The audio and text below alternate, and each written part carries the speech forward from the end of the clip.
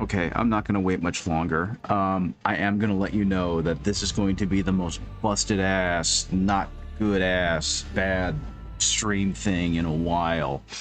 I didn't realize that between the mic sensitivity and everything else that it's picking up my 3D printer, which is chugging along in the back and will be for probably another 30 or so minutes.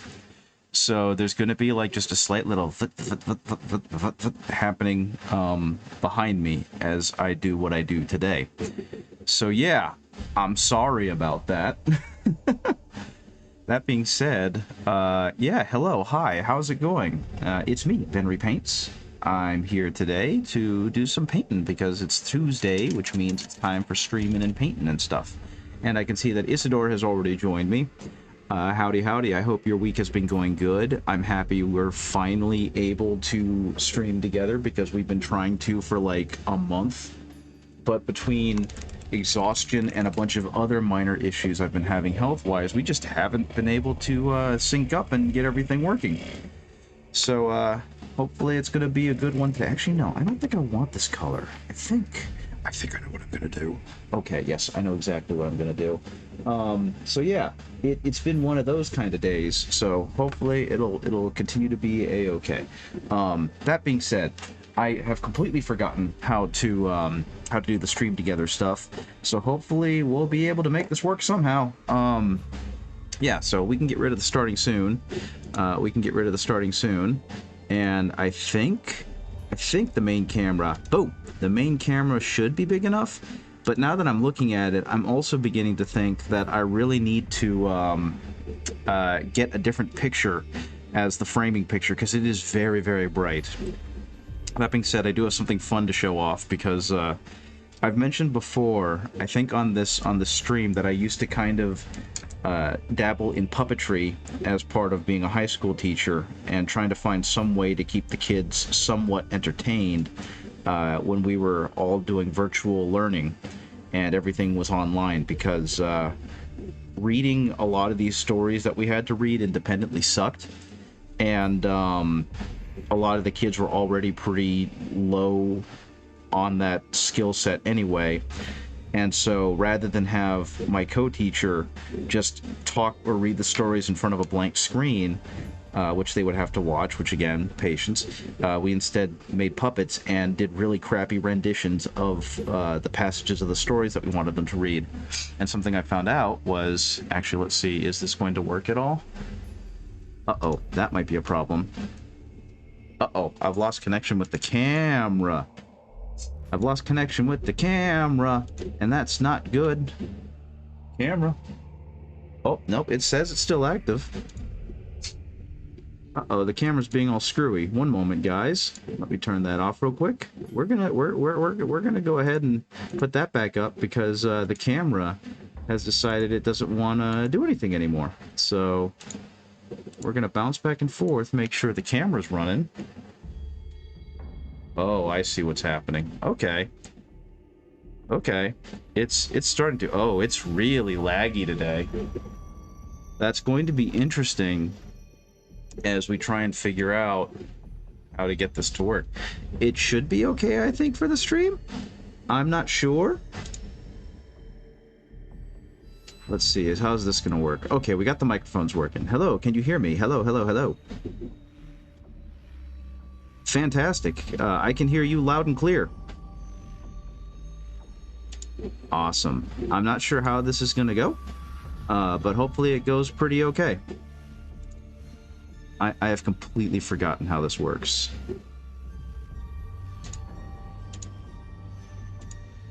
I think this will work okay. I do need to turn the volume down of the music on my end, because the music loud. There we go. There we go. Okay, everything seems to be working, except for my camera. My camera is being very odd and is not working. So I'm gonna fiddle around with that. No, it is working. It's working here, but my Camo Studio is not working. So I'm going to headbutt a wall a little bit with this. Darn camera.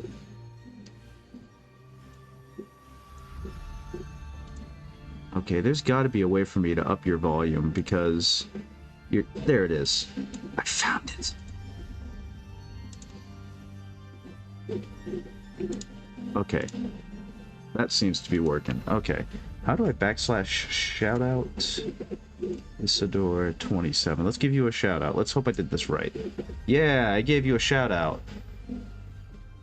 That's really cool. And I also upped the volume, so you're much louder, and I can hear you much better now. Yes. Okay, come on. Come on, come on. Uh-oh. I don't know why Camo Studio is deciding to choose violence. I don't appreciate this. I don't want to connect with the Logitech. I want to connect with my... Oh. Oh. Hello.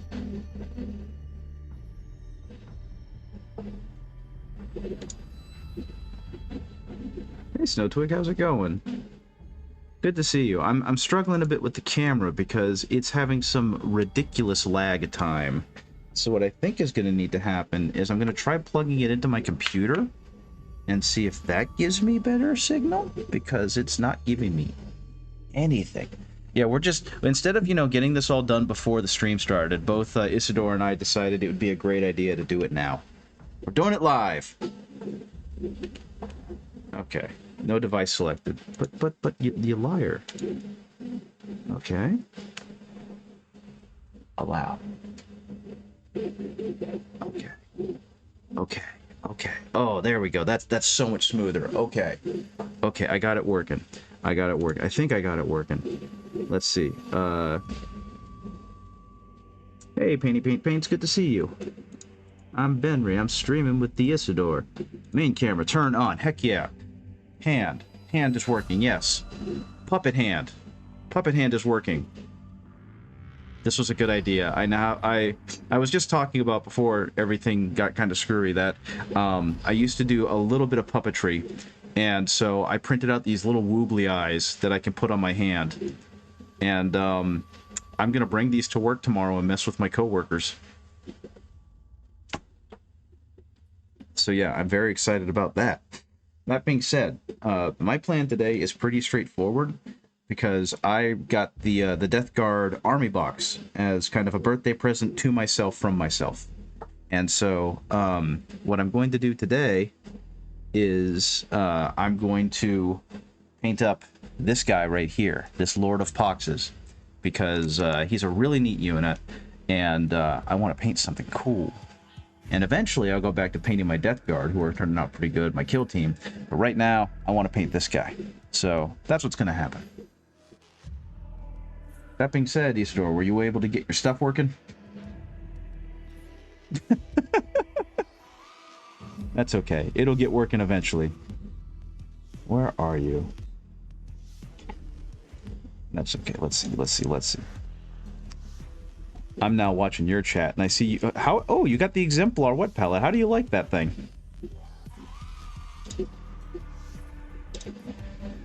That thing's... Ooh. That thing is awesome. I've been using what you call it? An off-brand one. It's they sold it for a while on Amazon, and I think they still sell it. It's kind of like a teal color, and it's got like a bunch of wells in it for I can't think today, for like a dry palette, and then it's got a place to hold your paints. So that I got it before the Exemplar came out. Then like 2 weeks later, the Exemplar was a thing, and I was like, man, wish I spent my money on that. There's me. Actually, wait a minute. Huh? Oh no, that's not good. Because I think it's picking up on you, but I'm not sure how it's doing it. I don't know. I don't know things. Yeah. Yeah, your audio is coming through nice and clear. Morning, another model finished in the showcase. With a manga horror comic book style. Very nice. Very cool, Red. And I see it, too. That is definitely... Ooh, that one's a little explicit. I can't show that on the cameras. I'll have to, I appreciate it because it's got the tasteful monster nudity going on. But, I don't know if I'd get demonetized for showing boba. Actually, I can't really be demonetized if I'm not monetized, right? Oh, no. Oh, no. No, that's bad. I don't want that either. I don't want to get exterminatus. I'm having fun here. Oh, look at that. That's a cool piece. Might be risky.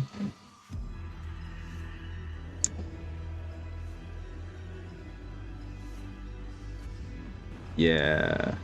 Yeah. Oh, it shrank your frame to put an ad up. I don't know. I'm not going to risk it. Instead, I'm going to paint this guy. As I've stated before, I've got him all put together. I've got him all primed. I've got him zenithalled. Eventually, I'm going to oh my god, my brain is so potato. I'm going to do like a cool scenic base underneath him. But right now, he's just going to... I think what I'm going to do with him is he's going to be painted different. I'm going to paint him palette hand, as opposed to that like high contrast color I've been doing, because he's just a neat looking model, and I think he'd pop more if he was palette hand. Yeah, so how's your week been, Isador, now that we've kind of stumbled our way through our introductions?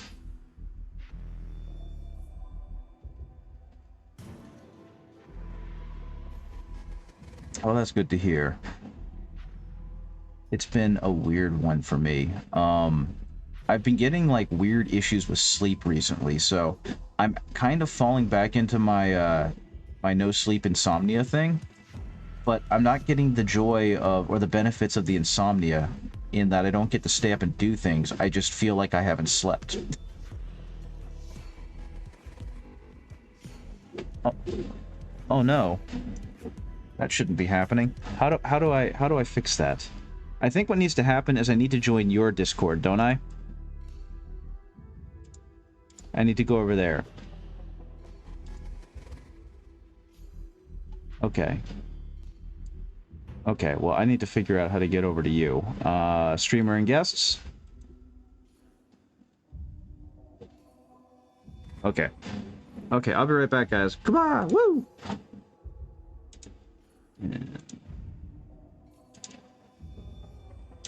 Oh, now we got an echo going on. One moment, please. This is my fault.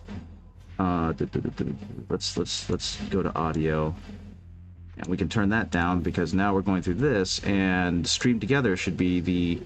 No, that's not what I want. Man, I'll learn how to do this eventually.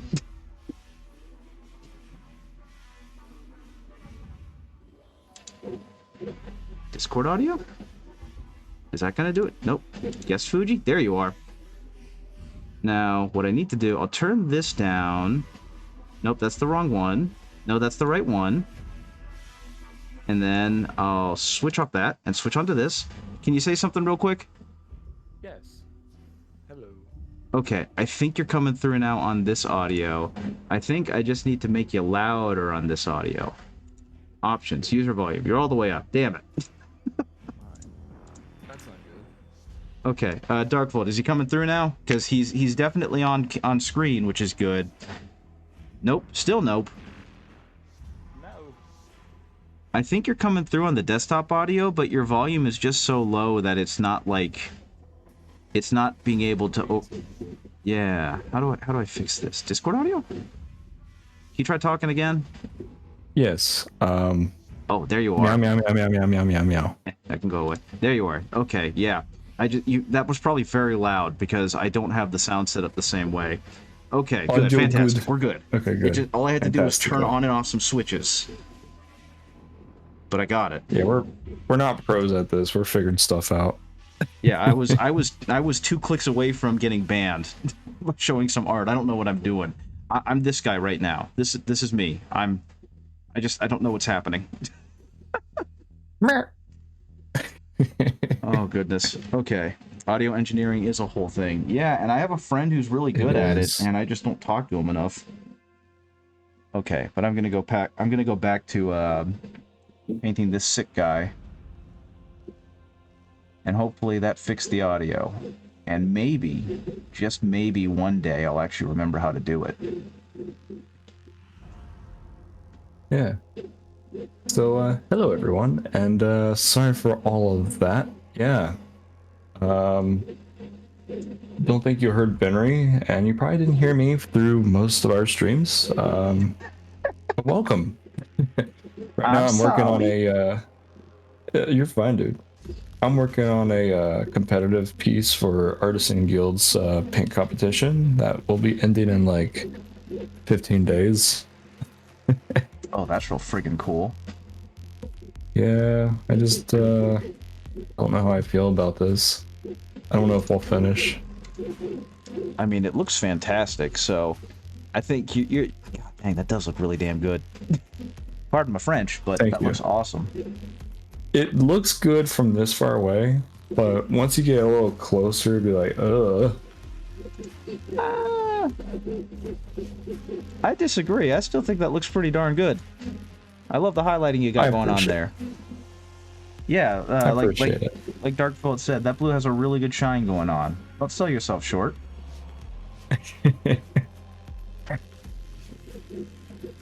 So my Thank plan... you both. I'm sorry? So thank you both. Yeah.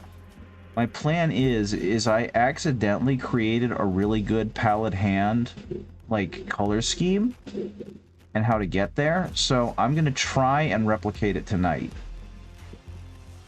Though I just realized part of it involved me using airbrush thinner, and I just ran out. So we're going to see if I can still potentially do this. But I'm once again going to really recommend to anyone who is looking for a way to add like a grime layer or just a shadow layer that speed paints plus airbrush flow improver plus airbrush thinner, really good for that. Because actually, let me show you guys. Let me show you guys, because I did this with the Malignant Plague Caster. And I think his color came out fan-freaking-tastic. The palette hand is the original Horus Heresy colors. Interesting. Yeah, they kind of are, aren't they? I guess that's why they did it, was to kind of be a throwback. But yeah, this is just, what you call it? This is just, oh my god, my brain, potato. Ivory with the palette, or it was dry brushed on ivory, I think. And then me using the speed paint brown and black, which was then mixed with airbrush thinner and airbrush flow improver. I know, right? It looks fantastic. It is a really good bone, whether I meant to or not. So I'm going to try and do the same thing with this. I'm going to try and do the same thing with this guy, or at least something similar. Every time I hop on Twitch and see you streaming, I always gobsmacked by your minis. Yeah, he's really good, isn't he? Isador is a good painter. I'll hop on Twitch to see you. Oh, thank you, Stampeding Snails. By the way, the name is still great. That sounds Imagine like the getting slowest stampeded. death. I know, right? Getting stampeded by a bunch of snails. Okay, let's see if I can do this. I still need to keep this color thin because, actually, hopefully the undercoat will be good enough for keeping this color thin. With bone. Because, unfortunately, I have forgotten everything I used to know about moisture control and keeping the brush from being too wet. And so I have really messed up these guys. But that's okay.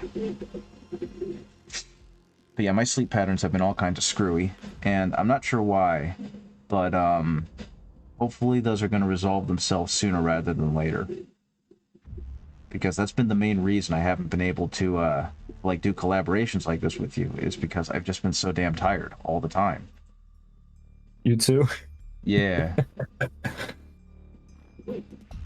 Yeah, weren't we gonna have one, but then you like napped and your body was like, no, you need to nap.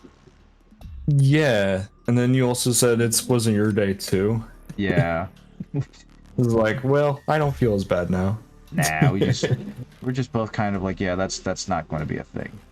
Our bodies were just listening to each other. Yeah, it was weird. Like, I woke up at like 7 p.m. and the reason was when I did go to bed, I went to bed like at 5 a.m. God. Couldn't go to sleep, so I was awake for like 3 hours. I'm like, well, frick it, I'm just gonna stay up then. And I went to bed pretty much like around 11 Yeah. and passed out. And like, ah, shit. at, No. at some point, our clocks will kind of reconfigure. But like Dark Vault Oh, yeah. said, 'tis the easing to be eepy. I don't know, not in America. In America, everything's starting to get rainy again and warm. Like it doesn't know what it wants to do anymore. I don't At know least how the where we're weather's... from. I'm sorry? At least where we're from. Yeah, I was about to say, I'm not sure how the weather's been for you, but we've had 2 straight days of rain, and tomorrow is going to be the same thing. Yeah. Our seasons in Ohio are kind of weird. Like, sometimes we'll get like 3 different types of weather during the week.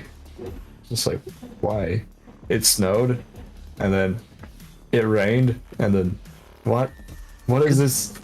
Good lord. Yeah.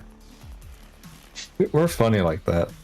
I remember when I was in college, we had an unseasonably late snow, and so I went outside and was taking a walk with my roommate, and we passed by a tree that was in like full bloom, like springtime full bloom, but it was surrounded by snow.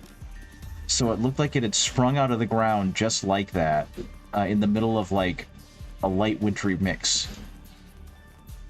And that kind of stuff always messes with me. It's like, how does the weather shift so dramatically so quickly? Magic. That's what it feels like. I mean, I'm not exactly a meteorologist, so I wouldn't have any idea. It's just wizard magic. The ice giants are mad. I don't know.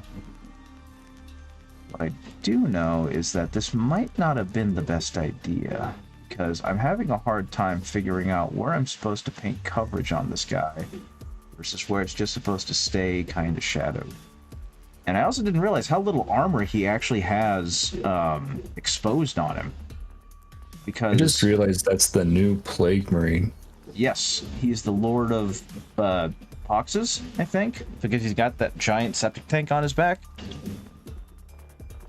And He looks cool. yeah, he's a freaking awesome mini. I'm really happy I'm getting a chance to paint him. But yeah, I'm just... God, I love the big sword. I don't know how he's going to unsheath that thing, but it's cool. Is this for business or pleasure? Pure pleasure. I splurged on myself for my birthday, because my birthday was on the 7th, and bought the Death Guard army box just for me. Oh, hell yeah. Yeah. And then I had a panic, because I was like, man, my finances aren't going to work out. I might need to sell this thing as soon as I get it. And that would have made me sad. Well, the problem was I had the money when I bought it, and then a series of unfortunate events happened, and then I didn't have the money. And then a series of less unfortunate events happened, and now I think I'm okay. Okay. Yeah, because no, I don't buy Warhammer if I don't have the money to buy Warhammer. This one was kind of a calculated risk, because it was like, the deal's too good. Mm-hmm. I've been wanting to expand my Death Guard army for years, and it's kind of kept falling aside because of other things. And the deal for that specific army box was too good, and it was... I know they've made like 3 army boxes for the Death Guard, but it was the first one that had literally everything I wanted and needed for my army. And it was just like, I can't pass this one up. Yeah, you stinky boy. Yeah. And then... And then I was like, oh no, I might need to sell this to pay the bills. And then they kind of resolved. That's a scary thought. I hate that. I don't like that. I know this is a luxury hobby, and you know, it's not supposed to be your top priority, but it's, you know, you get really attached to the stuff you want to make. Yes. Very much, yes. Where's Brown? Hell, sometimes you'll get attached to your own commissions. Yeah. That happened with the lion that I painted for Mommy Dova. I did a commission for them, and the lion just turned out so darn good. I was like, do I really want to give this back to them? Yeah. But they paid me a lot of money for it, so yes. Yeah. I was with that with my first commission a couple of years ago. Painted up a bunch of skeletons. And it was like, I don't really want to give it to you because I have a skeleton army and it looks so good. So yeah, I totally get it. Could have been like, instead of paying me for this, how about How you about I use just that pay money you to the buy kits? yourself a new skeleton army? Because this one's mine. Yep. Okay, so he's been hit with a hairdryer to hopefully harden up the paint on him, and now it's going to be time for me to try and mix this concoction and hope I can get it to work, even though I am without a whole lot of airbrush thinner. This is exactly why I don't do painting commissions. This is metal. I can't do this with the metal. I know, That's right? true Dark Vault. That's actually been one of the few boons about the painting commissions I have taken, is generally they're not in color schemes I care about.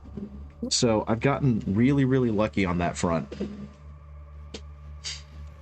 So Another problem I have is like when you do a paint commission, you generally take like a lot of care into their, their army if you're painting one, and then you look back at your army like, why is my stuff not painted? yeah, pretty much. Because I like that's how I was, at least. Yeah, no, I definitely had a moment like that, because I've realized between all the Blood Bowl commissions and everything I've done and the Marvel Crisis protocols, I'm pretty sure I've painted like 2.5 armies. And then I look at the kill team I have for Krieg that's still on sprue. Mm-hmm. And I'm like, Yeah. what am I doing here? Though admittedly, those have been to pay the bills, so that it's been worth it. Right. I think... Oh, this is nowhere near thin enough. I guess we'll find out. Yeah, this is nowhere near thin enough. This is going to end up being really brown. That's okay. I'll make it work. I didn't have enough airbrush flow improver and airbrush thinner to get this to go beyond, like, a muted brown look. I think it'll still work, though.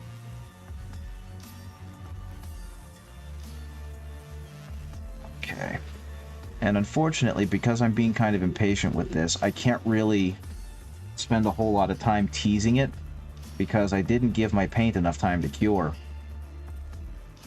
No. That's okay. I'll make it work. It's nice that these can help with the bills, but it's sad the money goes to bills. Who to what? That's what Dark Vault said. Oh. Yeah. It is sad the money has to go to bills. Well, I'm in this weird place with my career where I'm making less than I was as a school teacher, but my chances and for like growth in my paycheck and in a whole bunch of other things is so much better that I'm kind of suffering now as an investment for later. Right. So, yeah. Also, how is your mental health? Who to what? Like, how is your mental health compared to like being a teacher? Much better. That's good. Good. Right now, the only crummy thing is that because of the bills and whatnot, obviously that's stressful and the like, but it feels like a different kind of stress, because with the teaching, it was just every day and the anxiety of having to go back to that job. And I was able to kind of crystallize it for people who asked by telling them, like, even though we did get summer break off, I would spend the first month of summer break decompressing and deprogramming and de-stressing from the job, and then I'd spend like 2 weeks actually enjoying my summer break, and then I'd spend the next 6 weeks stressing out because I knew I had to go back. And that's just not healthy. No. With this job, it's really a case of I'm not too worried about it. It's just kind of a job that I have to do now. And I enjoy it, and I don't freak out about having to go there. So yeah, it's definitely a whole lot better than it was. And right now my biggest thing has just been, like I said, my energy levels and my lack of sleep have been messing with me. The job itself has been pretty okay. That's good to hear. I mean, okay, I was incorrect. I did just enough coffee staining, or not coffee staining, thinning of the paints, because this looks really freaking cool. Hell yeah. And yeah, this actually did end up turning out pretty good. He's a little darker than I wanted, but I feel like this is something that I can fix in post. You know what I mean? Just have to figure out how. Maybe just do some highlighting on him. Yeah, I'm gonna take a second to put him back. So that being said, you know a decent amount about my career. I know next to nothing about yours, Mr. Isador. What do you do? What is your thing?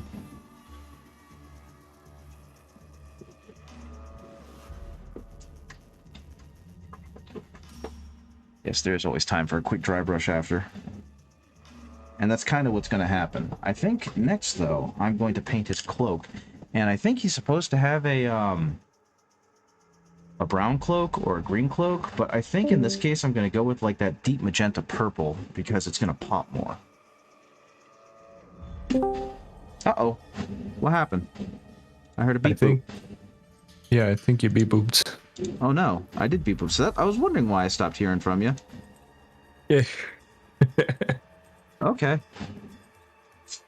I don't know. What was the last thing you heard me talk about or ramble about or whatever about? I think you were trying to say something after I said, I like the pale colors of the Death Guard. Oh god, I was trying to say that it turned out pretty good. Despite the fact that it wasn't the color I was looking for and it's still too thick, it actually looks really good on the armor. And what was I just thinking? And for the cloak, instead of doing like a green cloak, which I think he has, I'm gonna go ahead and do like a purple magenta cloak because I think that'll turn out better and pop more against the armor.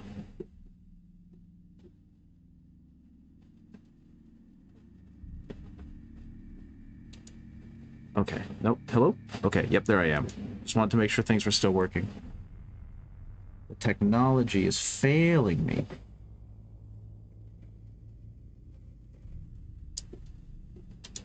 We need to talk to the Majos. Yes.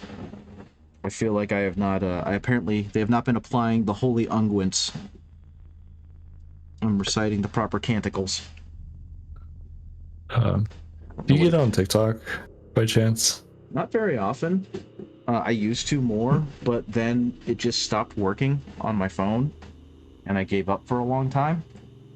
And I've been so weaned off it that I finally got it working again, but I just haven't really been interested in going back on. What fun things have happened in my absence? There's a lot, but when we were just talking about the mages, just the Adeptus Mechanicus, people have been going around with like doing their rites for like broken machinery. Hell yeah. On TikTok. It's just funny that it's on TikTok. I love how much more mainstream Warhammer is getting because that means more creative weirdos are getting to be creative and weird about it. Mm-hmm. And that's just made me exceedingly happy. I did see one meme that I liked a lot, and it was, I guess someone in Japan who, they said, like, their sister is a shrine maiden, and they asked her to help fix a problem or bless their computer somehow. And so it's just this Miko waving around that stick with the paper on it in front of like a Hatsune Miku computer. And it's like, oh, Japan's got their own tech priests. Yes. Okay, I'm like 2 seconds into this, and I'm already thinking that this was a very good idea. This purple is going to play very nicely against the bone armor.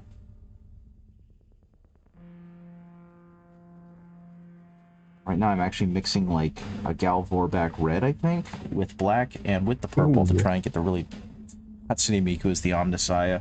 That is a very silly and scary thought. Because you know just as well as I do that at some point the AI bros are going to actually make an AI chatbot of Hatsune Miku if they haven't already, and then she's going to become sentient, and then she is going to become the Omnissiah. To escape the copyright laws, her fans are going to take a rocket to Mars, and that's the last we're going to hear about them for like 10,000 years. That wouldn't be a bad thing, though.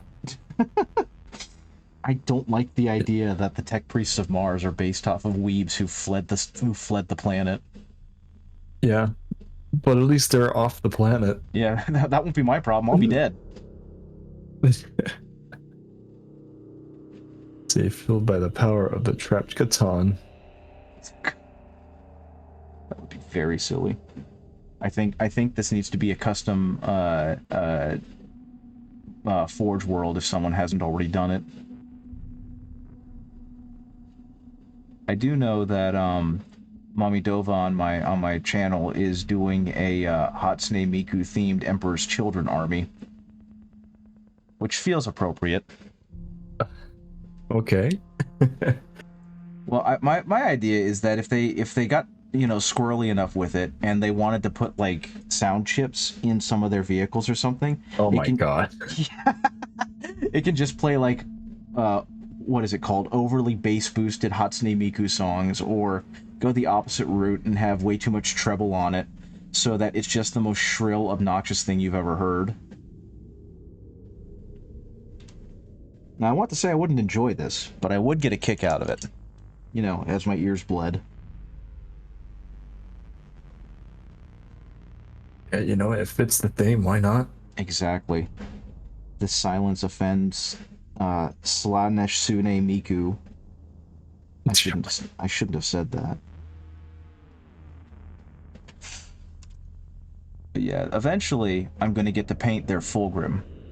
But they also are into Magic the Gathering, and so with the new Final Fantasy set coming out, like, they spent 2 months worth of pay on the new Final Fantasy pre-orders. Oh my god. Yeah, no, that I can understand why, because they're young enough that they're still being fueled by like that, not quite teenager, but you know, just fresh young adult yeah, emotional high of cool shit, and they have the money to spend on it. Because the stuff they loved as a child is now an adult hobby, a grown-up hobby, I guess. Mm-hmm. Because I'll admit, I was kind of the same way. I still am. Yeah, yeah. I miss some of that. The extra money. I mean, that's kind of what's happening now, right? We're basically playing toy soldiers, space soldiers with these things, but they cost monies, and I don't know where I'm going with that. Yeah. It's fine. I mean, kinda. Yeah. Okay. But we gotta be adults. Yeah, gotta pay them bills. I mean, that's the best part about young adulthood, is you're starting to get money, but you don't have all the responsibilities yet, hopefully.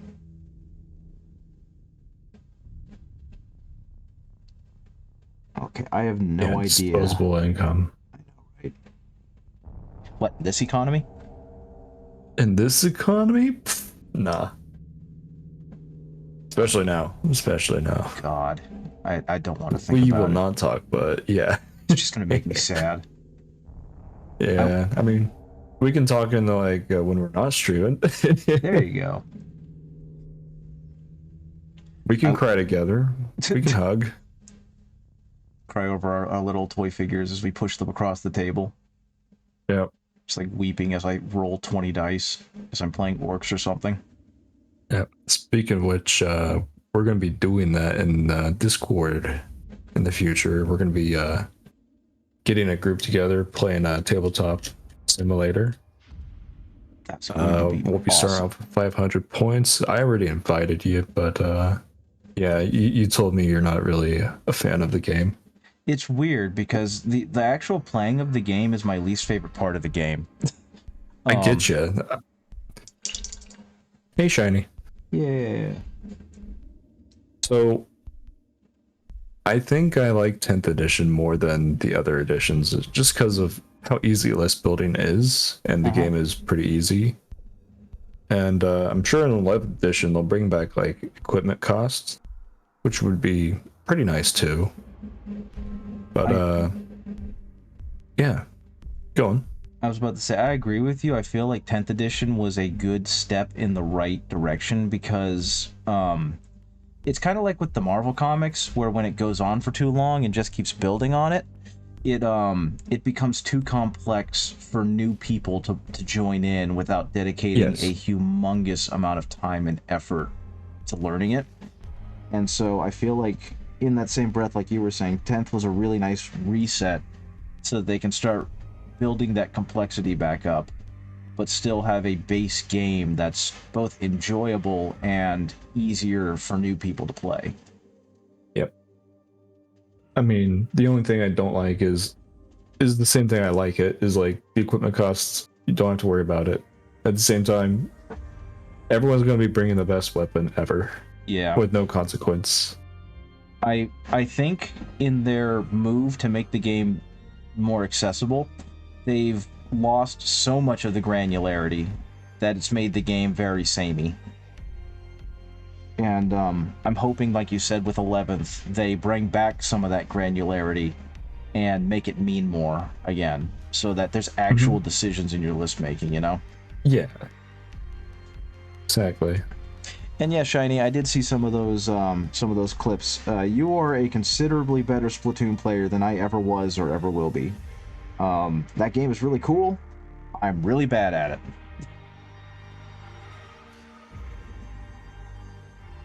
Okay, I think I have enough base layers on this for... No, the front looks a little crummy. Put stuff in the Discord for showcase. I'll give it a look-see in a minute. I am right now focusing on making this dirty, dirty man as pretty as possible. Or lady. I know canonically that's probably not the case, but I do not care. But yeah, I saw a post today on one of those wonderful, wonderful message boards that people go to complain about things. Benry's a little too quiet, or the music is a little too loud. Interesting. Hey, Emperor. Give me a second there, because I try and have the music. Oh, okay, I see. I'm gonna turn the music down because I think I had it up too loud. Okay. You did used to play competitively? Yeah, that would do it. No wonder we're getting such high quality content from you. But see, let me just turn you up.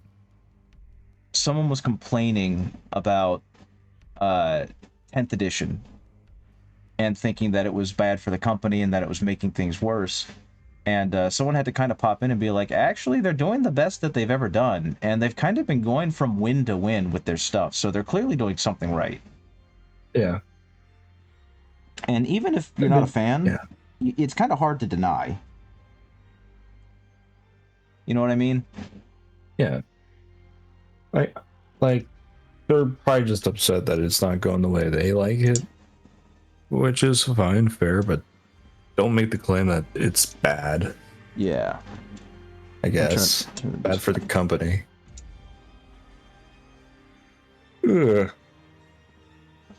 Honestly, it's really good for the company because, like we said, it's easy to get into.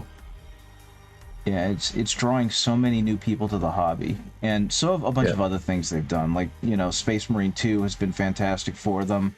The secret level has been fantastic for them. They've made a ton of really good decisions recently, and you know, they're not a perfect company by any means, but it seems like they're doing a lot of things right, and they should and probably are very proud of that.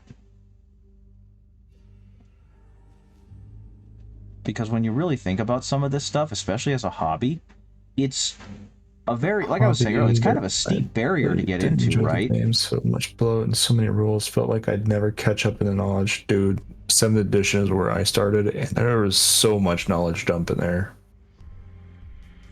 Yeah, I was actually on that topic, because that is a good point. One moment, let me scroll back. And that was actually a question that I was going to ask you. How does like 9th and 10th edition compared to earlier editions in terms of the amount of content we're getting? So, okay. When it comes to ninth edition, I've only played like a game or two, and I didn't enjoy it. Mm-hmm. Like they had that command phase, and from what I remember, you had like pre-plans to like make for Yeah. your army for bonuses and whatnot, which was interesting, but I just didn't like it. Again, two games, maybe I don't know what I'm talking about, but I just remember not really doing well. Like my Necron warriors couldn't mow down a 5-man squad of Space Marines. Matter of fact, my entire army couldn't. So it's just like, yeah, not fun. 8th edition, very basic.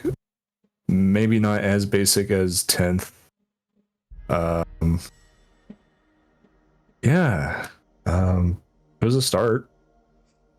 Big change from 7th edition, that's for sure. Didn't have to worry about weapon facings like on tanks. That's so wild to me. Yeah, dude, 7th was kind of nuts. I kind of like it for the weirdness. Not the weirdness, but like how much info there is. It just like, not only did you just have a, like, you know, just a toughness, your vehicles had like armor for like their sides and front and rear. Yeah. Also, where your weapons are placed really matter. Like, let's say you have a Land Raider, depending if like your sponsons can like, you know, rotate. If they can rotate and like, you know, meet the target, then it's got line of sight of that target and it can shoot it. If not, then can't shoot it. Also, line of sight was just much more involved. The game itself was mechanically more involved. It was very involved. I wouldn't mind going back to that in some ways. I honestly wouldn't either. Because like that specific example feels like it's something that should be happening and they got rid of it for convenience, but yes. troop placement feels like it should mean a lot more than it does. At least right now. Let's see. Reminds me of 4th, the weapon placement plus line of sight plus base size if the base was used. Yeah. Do I want to do the big satchel, the big septic tank satchel on his back? Should I do that as a more traditional dirty brown leather, or should I also do it in this magenta that I'm working on right now? I'm just trying to think out loud.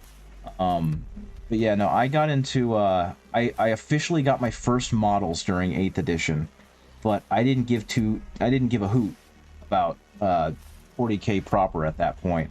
And it wasn't until 9th edition, right after the Indomitus box came out, that I really started trying to play the game. So my experience with it, my exposure to it is super limited. And I agree with you wholeheartedly that 9th edition, the command phase was a huge turnoff and made the game far harder to play. I have a friend who played Mechanicus because he really likes the lore and the feel and the aesthetic of the Mechanicus. But he also has ADHD, and so trying to remember all of the overlapping abilities and buffs and mechanicals and stratagems and just everything. He eventually had to print out like an order of operations sheet, and that didn't help him learn it and play better. That just helped him not forget the triggers. And he was so focused on that he couldn't enjoy the game. And he was finally just like, I don't want to do this anymore. Yep. And it sucked for him because he spent like $500 on his army. Right. Which I know isn't a huge amount, but for someone who, you know, father of two, doesn't have a whole lot of time to play, he also painted all of that very painstakingly. Yeah. So it was just a huge gut punch for him to not be able to play after spending all that time.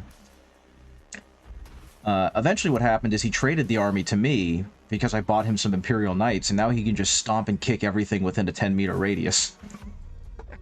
Less things to worry about, too. The best army for ADH people? Unironic question. Well, orcs. In all seriousness, 10th edition really, really chopped down at the complexity of the game, and so that kind of layered buff, debuff, range, aura thing doesn't really exist as much anymore. Yeah, it mostly is for attached units now. Yeah. Or detachments. And that just that cleans up the game so much. Yeah, it's like I couldn't remember that my lieutenant made rerolls happen. Mm-hmm. It's like, oh yeah, they do that. I think if I had to, oh sorry, no, I'll go after. I was gonna say I think if you really wanted to have an army that allowed you to focus on the game and not have to worry so much about buffs and debuffs, it would probably be Imperial Knights.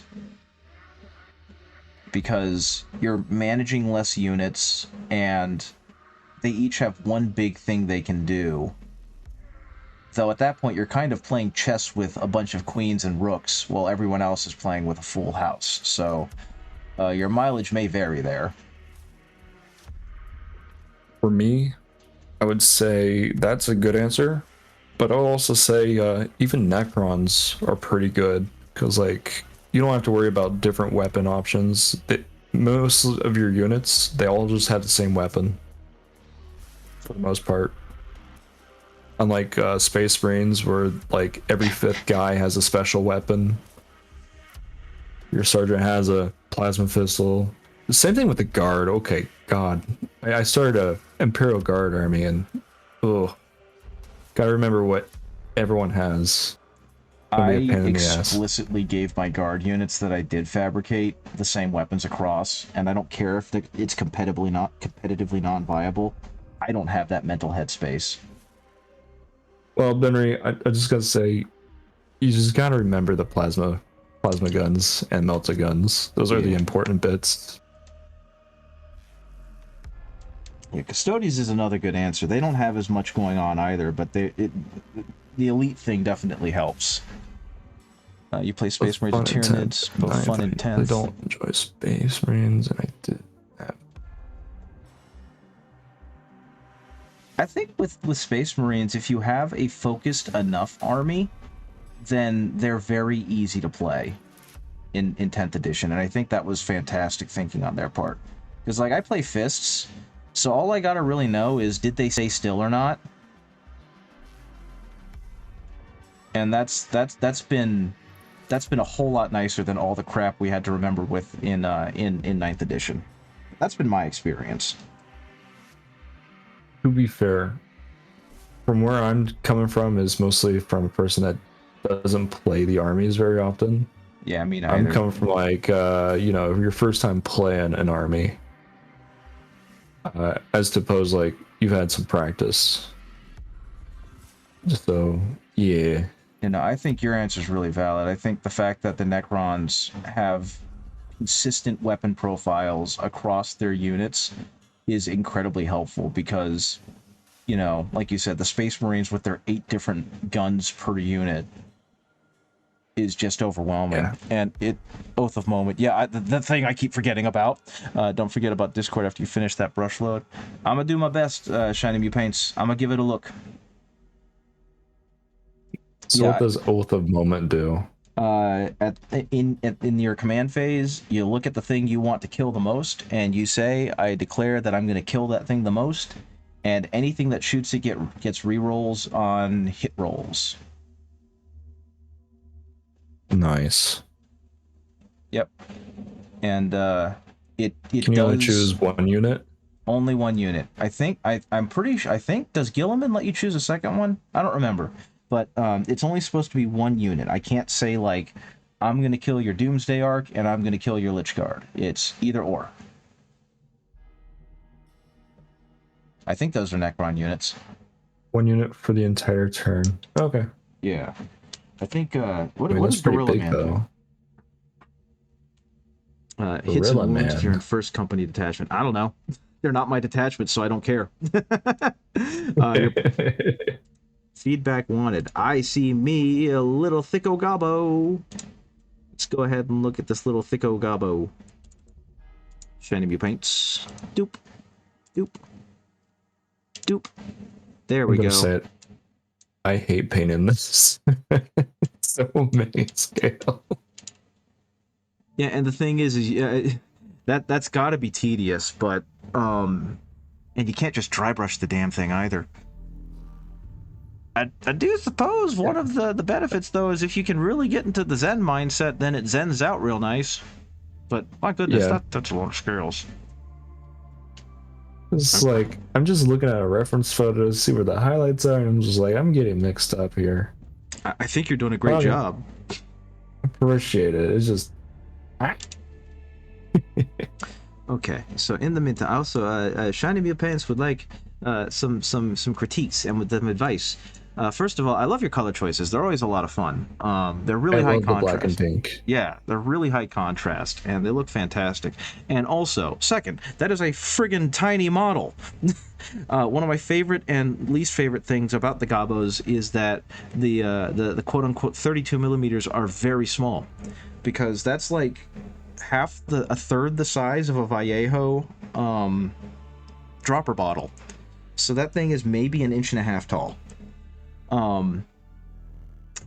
Not really too much advice I can give you other than if you have a really good light, to try and fill in some of those spots that you weren't able to hit on your first pass, because you can still see some white spots on there. But that's also because we're ultra zoomed in. You know what I mean? I can read the coin. Other than that, maybe taking a little dab of white and adding it to that really good fluorescent pink you got, and adding some highlights, and not like a whole lot, not lining the entire thing, just on like the tips of the book, like the top corner edges, and maybe a little bit on the top tuft of hair and stuff like that. But that's purely optional, because again, you have painted an incredibly tiny product, an incredibly tiny model, and you've done a pretty darn good job of making it both readable and vibrant. That's my 2 cents, which is less than your quarter. So take that for what you will.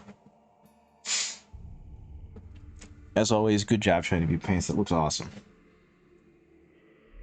Okay.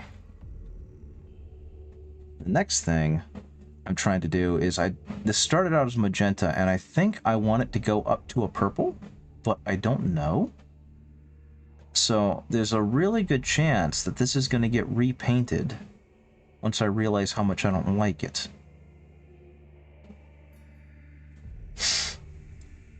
But yeah, I do think Darkvolt mentioned Custodes a little while ago. Having played against them, fuck Custodes. Pardon my French there, but I've played one match against Custodes, and they absolutely blenderized me. Though, admittedly, the person playing them was doing not a meta build, but definitely one that made a single unit incredibly killy. And so I did not have fun getting my ass beat by them, because it felt like it didn't matter what I did, I was going to die. But that just tells you how brutal they are. What? Say, get murderized, fool. That's exactly what happened. They attached a Blade Champion to a unit of, like, I think it was 10 Wardens or whatever. And so that meant they had, like, 20 attacks that had lethals on 5s, or critical, like, mortal wounds on 5s, right. Mortal, devastating wounds on 5s, or whatever. They did something really dumb, and I couldn't save it. And it was just... Was it Dev Wounds? Huh? It might have been. Was it Devastating Wounds? It might have been. It was either devastated wounds or lethal hits. It was something that gave them a lot more than their baseline number of attacks. And since they were all sustained hits, okay. It might have been sustained hits. I don't remember if it was specifically I don't know. I just remember that. So if it gave them more hits, it's sustained hits, probably. I just remember that they went from doing like 20 potential attacks to hitting like 30 times. And they all did like AP4 or AP3. And so I had a Repulsor Executioner for 1 turn, because they also could reroll charges. Oh boy. Yeah, and so I had 2 large vehicles with me, and they just bodied them, and nothing else I had on the field could do anything to them. So it was just 4 turns of me slowly dying, which is the worst part about 9th edition, so feeling it again in 10th really sucked. But I will admit, Yeah. I was incredibly impressed at how efficient they could kill things. Yeah. I was told that they're really good in melee. You don't want to be around them. It makes sense, though, because lore-wise, that's exactly the case. So, kudos to Yeah. Games Workshop for getting it right. Yep. And I will be honest, I wasn't mad at the person who did that, because they were just playing their army, right? That it wasn't like, you know, screw them, screw you for having such a good army. It was just, okay, now how do I solve this puzzle? And that kind of became the problem, was I couldn't figure out how to solve this puzzle. It was just, everything I could do was either incredibly meta against it by, like, taking nothing but tanks, or, you know, die. Hmm. And I think at the time, they weren't even a good army. I So it's couldn't just tell like, you. what am I doing? I mean, like I said, it was fine, but they were very strong for, they didn't have a single vehicle either. They had nothing but infantry, and they just absolutely destroyed me. But they also didn't have a lot of infantry, so if you wanted to play something that was easy on the mental upkeep, that would probably be it. Let's see. Did you have objectives on the field, or were you just playing kill? Oh no, we had objectives. We were playing properly, so we had secondaries and whatnot. Okay. It was an ugly game. And it was ugly on my end, because the person I was playing against at that point had played enough that they were really familiar with it. So they weren't like a world beater or anything, but they were familiar enough with the game that they were kind of coaching me through it too. Okay.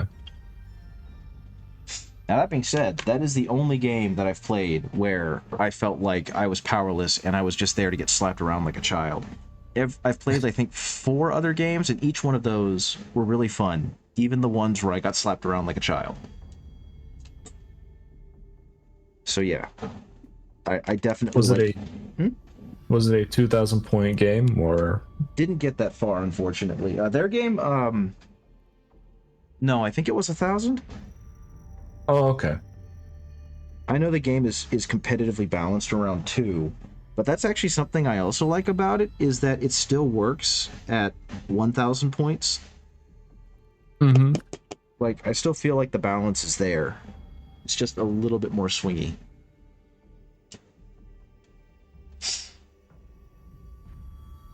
But yeah, I wanted to join another escalation league this summer, but it was one of those things of like, I don't have the money. I didn't have the money to enter it. So eventually I will. Eventually I will get to play again. Well, Benry, you could join our Discord Warhammer event. Yes, that is a thing I can do. I will say the thing that makes me reticent about it is, like, the biggest part to me about playing in person is getting to play the army that I painted. I get you, but hear me out. Yeah. It might make you pumped to paint more of your whatever army you want to play. You're like, oh shit, this unit's good. I'm gonna paint it in real life now. Or you might even go out and buy a new unit. Oh, I don't have the money to go out and buy shit right now. This was my last big hurrah. Yeah, I know. I was kind of joking with that one. That was a stretch. But no, I get exactly what you're talking about, because if I were to play on like Tabletop Sim and realize, oh man, this stinky boy, he's really stinky, I like him. Then it's like, okay, well now he has a story behind him, and when I paint him, I can paint him to that story. Yeah. So I get exactly what you're talking about, but like the next biggest thing is time. I don't have the time to do this anymore. And that's the shitty part, because I do enjoy the social aspect of being at the table and rolling dice and chatting and talking to people and, you know, that kind of stuff. But 7, 8. Stream Benry's still quiet. So we have potentially 9 people involved at the moment. Lordy. Yeah, we're getting a small group together. That sounds like it's so be a far good the time. armies is Sisters of Battle, Kroot, Botan, Imperial Guard, Necrons, Eldar, and Black Templars, and also Chaos. I gotta say, I'm not sure about the other two. I love the fact that Go. someone is playing Kroot. They're not playing Tau, they're playing Kroot. Yeah. And that's awesome. According to Emperor, I am still quiet on chat. And, yeah, you're a little quieter than me. That's true. Okay, because I know on my chat, I'm pretty loud as far as I can tell. I'm not peaking the mic because I have a I don't even remember what it's called. I have the thing that stops you from peaking the mic enabled on my settings. So I think we're good now. Honestly, I need to turn down the music a bit. That should help. yeah, I was about to say in the stream together thing, you can change the volume of the other person by like clicking on the 3 dots next to their portrait. And like I had to double yours to be able to hear you. So that To be might fair, I think with my friends that have been on, I had to turn down the Discord on the OBS by a few decibels, so I think I fixed it. Fair enough. Yeah, my friends be loud sometimes, especially playing like Repo now. I finally got to see that game in action, and I was like, why do people care about this? It just looks like a Lethal Company knockoff. But then I got to see people play it, and I'm like, oh, because they talk like trash can lids, and it's adorable. Yes, I understand now. Yes. And also, yes, to what you said. Yeah, it's better, thank you. Yeah, you're welcome. Awesome, awesome, awesome, awesome. Because, yeah, I can't... I Something I found out a couple years ago is that I actually have some, like, blood pressure and heart-related stress issues. And that really sucked, coming from being in, like, peak condition because of boxing and training and that. And what I found agitates it is, you know, stress. And that includes stress from anxiety of being scared. And unfortunately, I really like horror games and the like. So games like Lethal Company, games like, you know, Silent Hill, and I can't, and even like Five Nights at Freddy's, which I know is kind of drawn out at this point, but I still greatly appreciate the way that they set up tension. But I can't play or look at those anymore because it actually gets me close to like cardiac arrest. I am very sorry to hear that. It sucks. I was watching Secret Sleepover Society, which is Jacob and Julia Drawfee's gaming channel that they have, right? And they were playing that cabin inspector game. Okay. And there's one of the cabin inspection things that you go into the cabin, and the father, who is normally sitting at the table kind of staring at you, he's not at the table. And when you look at a window, he's outside the window staring at you from the outside. And as soon as you make eye contact with him, he turns to walk around into the only entrance to the cabin. So you run out of the cabin and you try and hit the button to say this one's haunted, but the button's gone. And then you turn around and you see him rounding the cabin coming after you.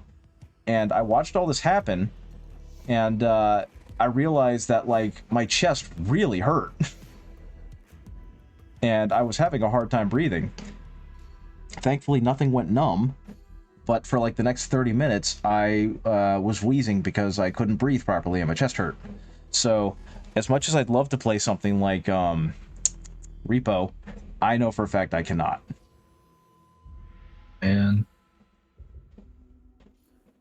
And that really sucks, because the last time I played a game like that with Lethal Company, I was apparently very funny just because I'm such a chicken shit.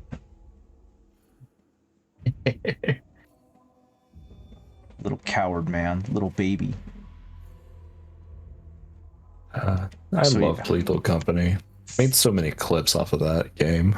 It's an incredibly clippable game, though. You know? Yeah, they call it a clip generator. It's so good at it.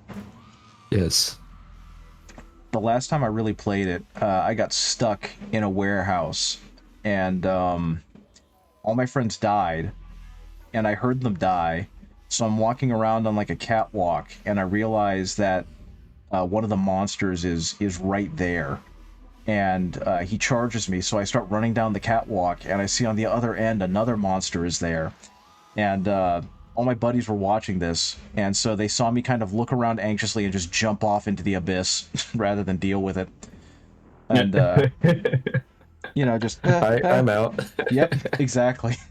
And that's like I said, I startle easily, so these are not games I should be playing to begin with. But that's kind of the shit I would do. There was one where QB was playing, and she heard, QB is my wife, my partner. She heard the sounds of like dogs approaching around the ship where she was staying in and kind of watching us. And I'm screaming because one of them's chasing me, and she hears me screaming and she hears them coming. She's like, "Oh God, I better lock the door." And I'm yelling for her to keep the door open, but that I'm being chased. And right as I get there, she slams the door on my face, and she hears, "Jimmy, no!" And then she just sees my body glitch through the door because I've been taken out by one of the dogs. That is funny. How long did I box for? Not very long, honestly. I trained really, really hard for about a year. I got into it. And this is where the nerd part's coming out. I really got into boxing because of Hajime no Ippo back in college. And if you have not seen it, it's a really, really good boxing anime. That was like a manga in the 80s and 90s. And the main character is kind of based off of Mike Tyson, if he wasn't, a psychopath, and was instead a humble anime protagonist. And I had a friend who, his uncle was a former pro boxer who had to retire due to eye issues. And so he got my friend into boxing. And my friend started going to the boxing gym that he went to. And I started accompanying him. And after getting over kind of my first anxiety about being this, nerdy dude in a boxing gym amongst people who were legitimately trying to make it as boxers, I just kind of fell in love with it. And I trained like a madman for about a year. And I lost like 40 pounds in the process. And was getting ready to have my first amateur fight. And I needed to drop like another 5 or 6 pounds in a week. And so I decided to do the dumbest thing that you can do, and I decided to try and do a water weight diet. And I had found this article online on how Anderson Silva, the MMA guy, cut weight, where he could lose like 20 pounds in a week and then rehydrate. And I was like, okay, I can give this a shot because I'm stupid. And I did a terrible job trying to follow it because I didn't have access to the dietitian stuff that he did. And I got myself to make weight, but I was severely dehydrated and malnourished when I did. And when I came into the gym that Thursday, before the fight, my coach said, "Benry, proud of you for making weight. The fight's been canceled." And it turned out that it was an outdoor event that was supposed to happen on like one of the hottest days of the summer. And they were like, "No, we can't do this. We're like, athletes will die if we do this." So they canceled the entire thing. And I decided I liked eating more than I liked maintaining weight. And at the same time, I also got a girlfriend, and she required a lot more time than I could give to both the boxing gym and her. So I just kind of fell out of that training and became far less physically fit than I was. But in the meantime, since I was a school teacher and I have a degree in education, I was very much encouraged to become a coach. And so I got my coaching certificate and passed that course and started coaching some of the guys at the gym. And then I stopped doing that too because of just like personal stuff. So I still like the boxing. Warhammers. Huh? Got the Warhammers. It wasn't Warhammer yet. That didn't happen until a little bit later. Actually, originally it was Magic the Gathering. Oh, you were into Magic? I was for a while. I started in like 2013, 2014, around the release of Amonkhet and Hour of Devastation. And You still have cards? And then I fell out of it around the time of the pandemic because I realized I wasn't going out and playing very much. I was just buying the cards and making decks and then not doing anything with them. And I was like, man, I gotta find a hobby that isn't such a drain on my wallet. And around that time, my buddy, the one who was the AdMech player, was like, hey, Benry Paints, have you ever thought of getting into Warhammer? Oh, I see. Yeah, no problem. I'm glad that that was entertaining, Emperor. I will let you know, I was not a very good boxer. I am a far better teacher than I am boxer. But I learned enough that 90% of people don't scare me, because I know that they can't hit me harder than the people I've been hit by. And I still love training, and I still love the whole like teaching people. But when I was boxing, when I was serious about it, like I said, I was down to about 155, 160, and my walking weight at that point, up until I started boxing, was around 200. And whenever I'd go in for physicals for work, my heart rate was down at like 117 over 60. So I was in incredibly good shape. Which is why it sucks that like my heart rate is so bad now. Okay, I think I have overdone it a bit on the purple on his cloak. We share a somewhat similar story, got into boxing as well. Now you're a teacher, working my way to be a university lecturer one day. Very cool. Very, very cool. I was the opposite. I was a teacher, and then I was a boxer. And then I was like, I can't do this anymore, because I'm going to come into class one day and say, okay, kids, today we're going to learn about... I forgot. And that probably wouldn't look very good on my evaluations. But like, I stopped doing that last year because of stress-related health issues due to the teaching. And now I work in IT as a service desk associate with the city. So I am in a much better position than I was in terms of stress and in terms of like economic security.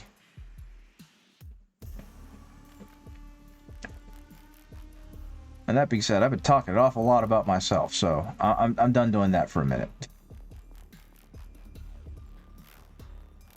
Aw. Yeah, so you play Magic too? Yes, I played in high school. What sets were you into? Well, like, what sets were around when... Not to age you I got too started much. in, like, New Phyrexia. Oh, very cool. Yeah, that's probably, like, my favorite set. Just because, like, it's got a cool vibe. And, yeah, it's a good one. Yeah. I played until, like, I was a senior, a little bit after I got out of high school. But ever since I touched Warhammer, I stopped playing Magic. That's probably a good thing for your wallet and your sanity. Yeah, unless I was rich, I couldn't do it.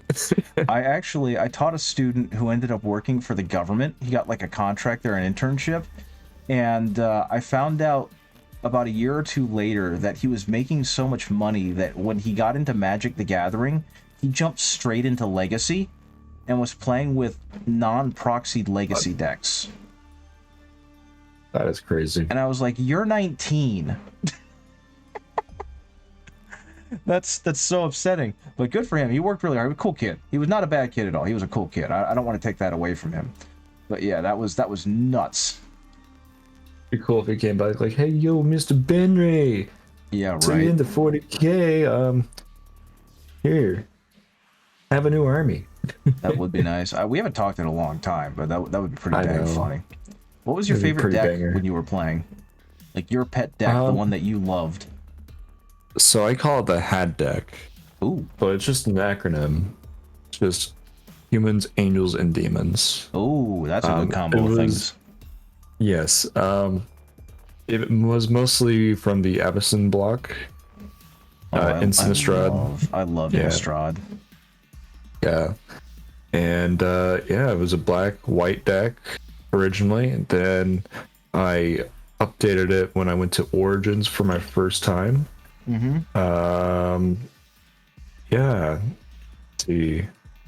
Then I gave it a little splash of red because there's this one angel I really liked. I think it was like Glisella. Gisela? Basically, yeah. and she doubles the damage of your permanents Yes. and halves the damage taken. Just like that is fantastic. Insta grab. Yeah, Also, Gisela Blade of Rakdos. Gold Knight. Also, Rakdos was pretty cool too. I'm like, yeah, you know what? I'll have that demon. Why not? Did you play it all when Shadows over Innistrad and Eldritch Moon were a thing? Moon.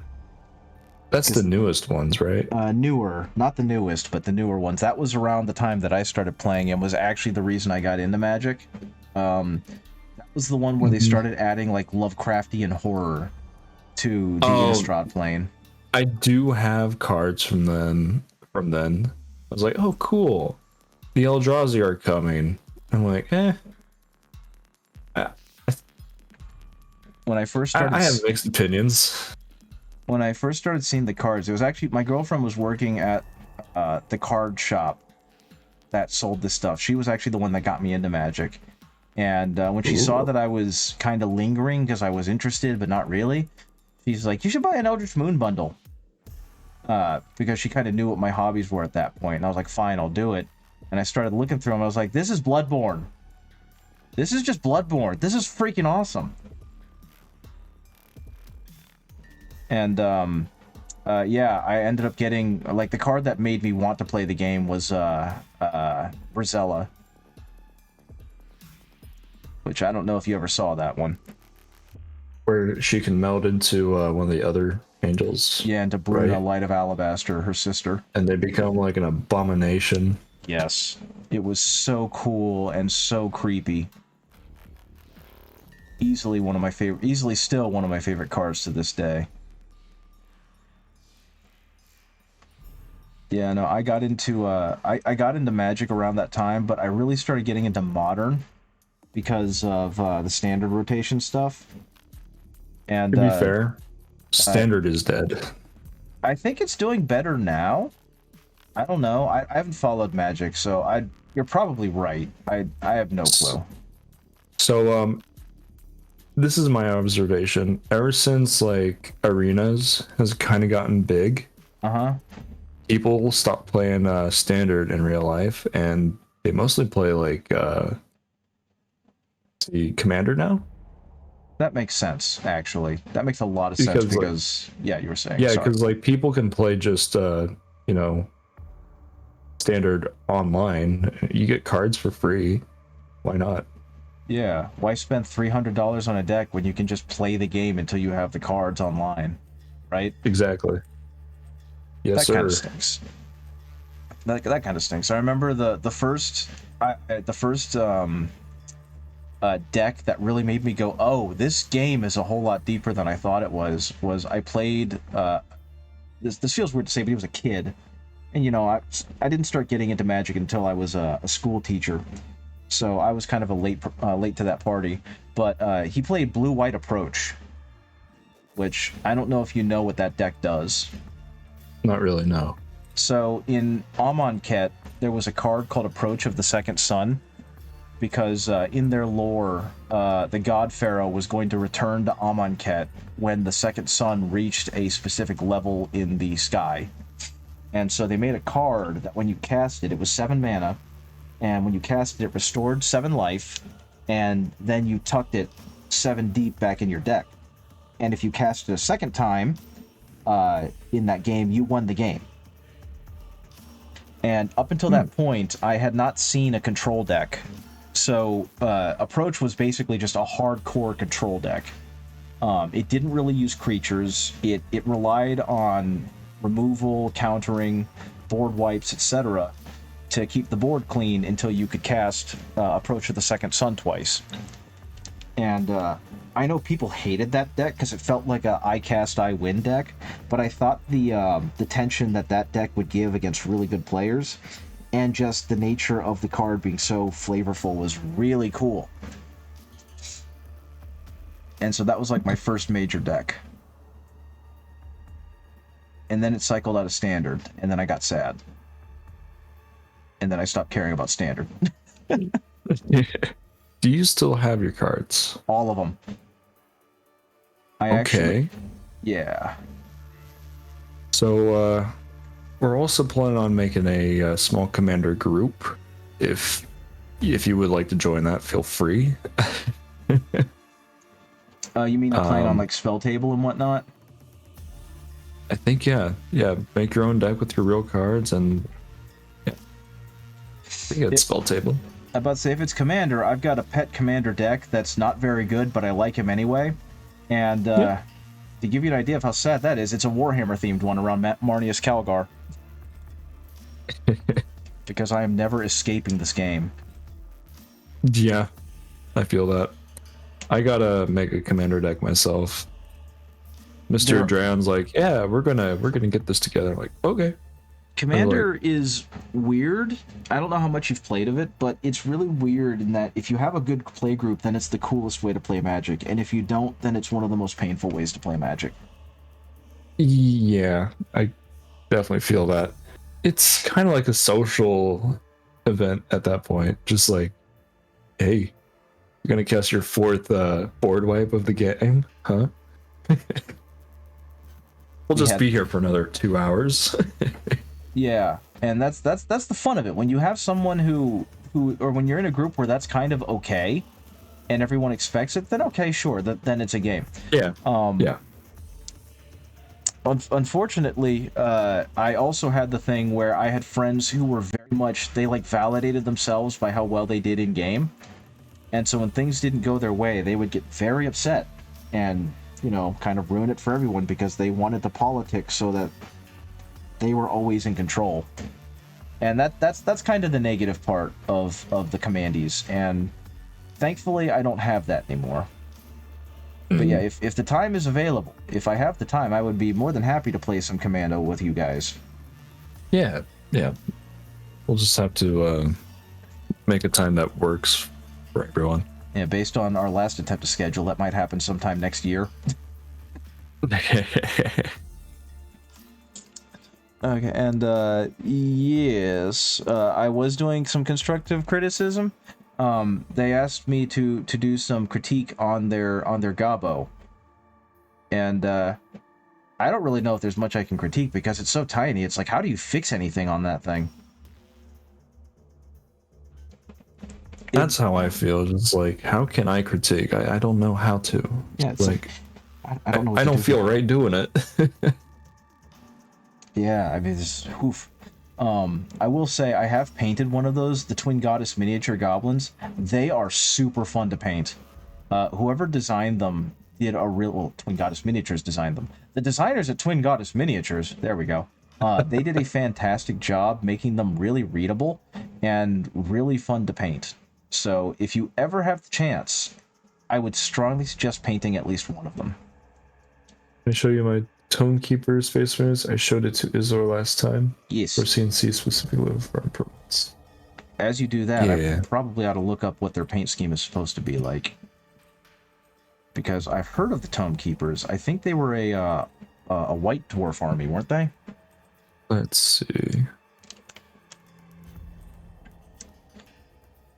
They are in my miniatures channel if he hasn't posted in yours. I don't think Emperor is part of my Discord, and that's fine. I'll just hop over to yours and see what we got for the Tome Keepers. And I love the smaller chapters. I love the ones that people don't know about or don't think about, because those are the cool ones. Those are the ones that you don't see painted a lot. So seeing interpretations of them makes me happy. There have been a lot of things posted in here. Hey, it's a Rogel Dorn. One of your guys has a Rogel Dorn, and it looks like it's the real one. I'm jealous. I have a fake Rogel. I have two fake Rogel Dorns. Ooh. The shading on that sentry gun makes me sad because of how beautiful it is. Okay, Tome Keepers. Oh yeah, Bale did a good job on those. Good lord. Oh, these Tome Keepers look friggin' good. I don't know what I can... What the hell am I supposed to critique here? These are fantastic. Okay. Let's see. Let me see if I can do this on mine. Yeah, you sure did. No, you did a fantastic job. Let's see what we got here. So I'm going to zoom in real hard on these. If there was anything, it would be that your final edge highlight is a bit thick, but these are really fucking good. It kind of reminds me of like cell shading. Yeah, if you're going for that look with the high contrast between the layers, then you didn't just nail it. You hit the board so hard you broke it. This is really good. I love the deep red that you got to contrast against like the bone color of their armor. I love the battle damage, which is something I struggle with. I'm not good at battle damage. The lenses look fantastic. No, you did a killer job on these. Like I said, if there was anything that I would give advice on, and this is entirely personal preference, is that, like I said, the line shading, the line highlights, damn it, edge highlights, they're a little chunky, but it works for what you've done. Like, that's not even really a critique. That's more of a how I would do it differently if I was painting them, because it works so well with the army. It creates a really good contrast between like the bone and the highlights, so that it really draws the eyes to those highlights. So like I said, I don't know what you want critique for. You just fucking nailed it, man. Good job. Absolutely awesome. And here's a further away picture. You can see the whole thing. Yeah, no, you killed it. A+. I got nothing. I hope that was helpful. He's grading. You got some talented people in your chat. Oh yeah. Oh yeah. We both do. Very true. Okay, so the coffee staining on this is a bit egregious, but that's okay because Speaking of which, I think you're the only other Discord I look at besides Count Bugs. Ooh. So yeah, it's just the 3 Discords I look at. It's just like, yeah, people are active here. It is really cool, and I appreciate it. Thank you. I know that I don't post very much there, and I'm glad that there's still stuff going on, even if I'm not causing it. I'd love for it to be active despite me. Okay. So now, just doing some very, very slight edge highlighting, because there's a lot of little dinged up details on this guy that I feel like got lost. Some decal you paint over with the matte finish. It looks fantastic. Like I said, over it for matte finish. Good job, guys. You did a good job. Okay, there we go. Oh no, I accidentally... Yeah, I should have let this guy dry a little bit, because I'm looking at some of the spots down low where I really tried to get the wash in, and you can see where it's rubbed off some of the paint. Though I guess that also works, because it just makes the armor look that much more desiccated. I don't know. Whatever lets me sleep at night, right? Right. I don't know. Okay. This morning, I was playing around in Adobe, just working on like pretty much a rotation of my artillery piece. Yeah. And I put on Instagram, and I'm like, I think this looks better than the previous one, but I don't know if I am happy with it entirely. It's like, do I need a darker background? Maybe. I'll have to take a look at it in a minute. That's the Krieg artillery piece, right? Yeah. God, that's such a freaking cool just model. like, I just yeah, white background, I've been using it for many years, and it's like I can't be using it every time. Oh, you mean for like photography? Yeah. Yeah, no, I think you're right. The Krieg will lend itself better to darker photography. Yeah. Okay. Seem to have lost a little bit of that shade in there, so I'm going to have to compensate by doing a little bit of that. Okay. I'm doing a whole bunch of the nitpicky edge highlights on this guy now, so sorry if I start muttering to myself.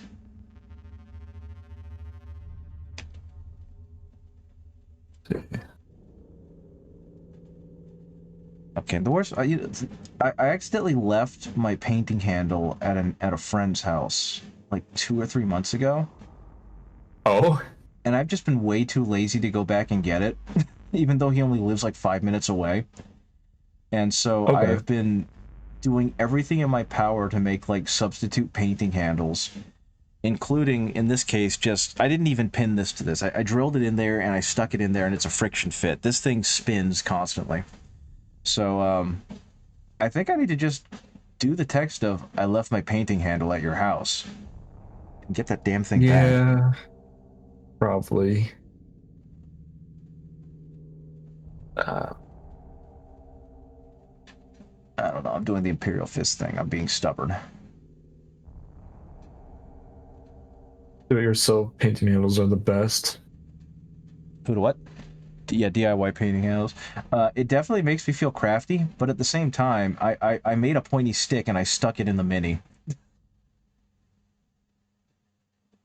I will say I do really enjoy these Citadel handles. Like I've been using them for like 5 years and they're nice. I don't know about the new ones though. They look really slim. I don't know if I like them. I have the Citadel painting handle, the one for the up to 40 millimeter and the next biggest one, and I agree with you, they're fantastic. I will say though, when I first got the little one and I showed it to QB, her immediate thought was, it looks like a butt plug. And I can't unsee that. And the only thing I dislike about them is that they cover some of the base when I'm trying to prime the entire Mini. That's like the only complaint I have about them. Yeah. I never thought of them as something that you want to like prime with. But yeah, I could see that being an issue. But otherwise, I think that the best painting handles on the market because of how they grip. I mean, especially for Warhammer, with the bases that they use, they're probably the best ones on the market for it. And they're one of the only things that I have by Citadel that I'm still happy I spent the money on so many years later. Because their paintbrushes aren't very good. Their paints are okay. You know, that whole thing. The painting handles, though, good purchase. Would purchase again. Priming is why I use plastic shot glasses with black tack. Not bad. Yeah, that's another one I've heard is really good, but that goes back to me being lazy. I have poster putty that I've had since I started painting 6 or 7 years ago, and it's definitely not the right color anymore, and it's not very adhesive anymore, so I don't trust it. My models kept So you falling guys use off. the airbrush for priming, I take it? Yes. Okay. I like it a whole lot better because it has a finer mist than the rattle can. So especially when you do like a Zenithal Prime, it leaves a whole lot less obvious, you know, a powderiness to it. Separation. Okay.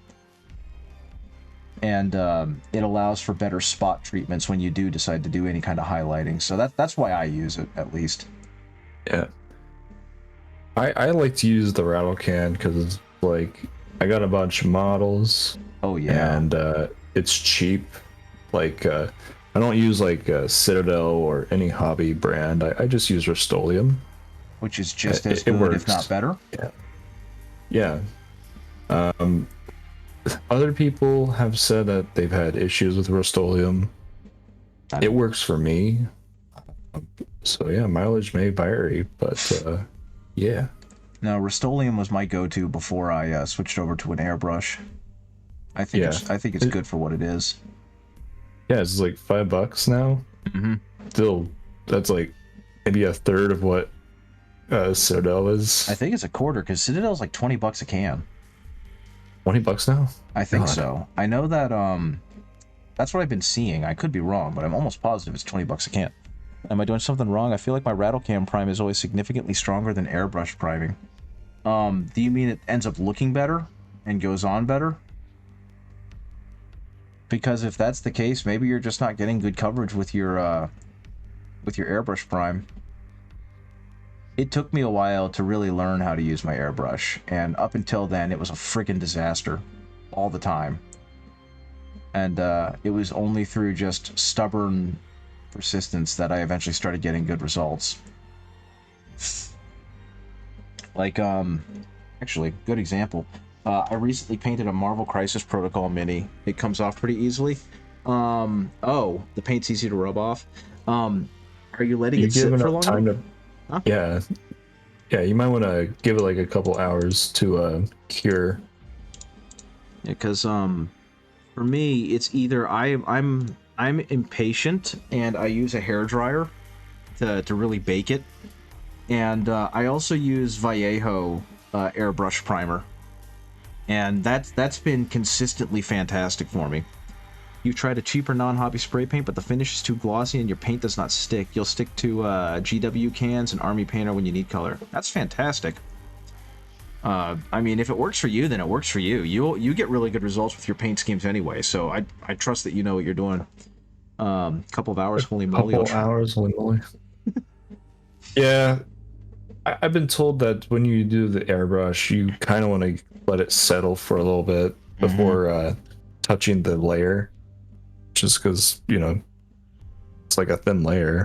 And yeah, hey Yeah, Appalachian, welcome in. yeah, that's exactly it. It's a considerably thinner layer than what the rattle can is doing. So it's going to need more time to really settle in and cure.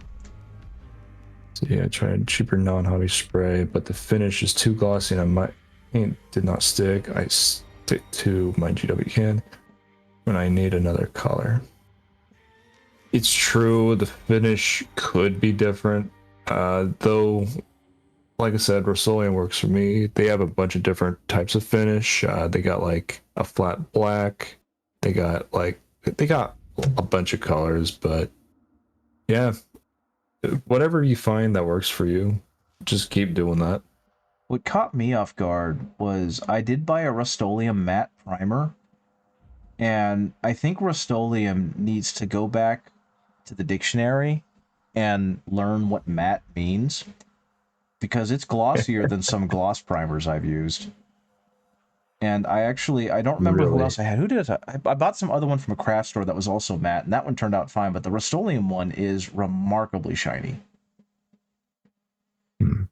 And it might just be that I got a bad can because it's only one can, and I don't feel like it's good to pass judgment on an entire brand based on one bad experience. But that was my experience with Rust-Oleum. Is their matte finish spray is not matte, I see.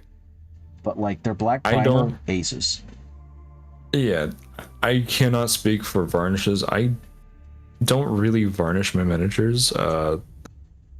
I did a test with a Kriegsman. I'm like, oh shit, it dulled down my metallics. I need to put a glossier varnish on the metals real quick. Yeah, Made them look a little bit more blue. yeah, it'll do that.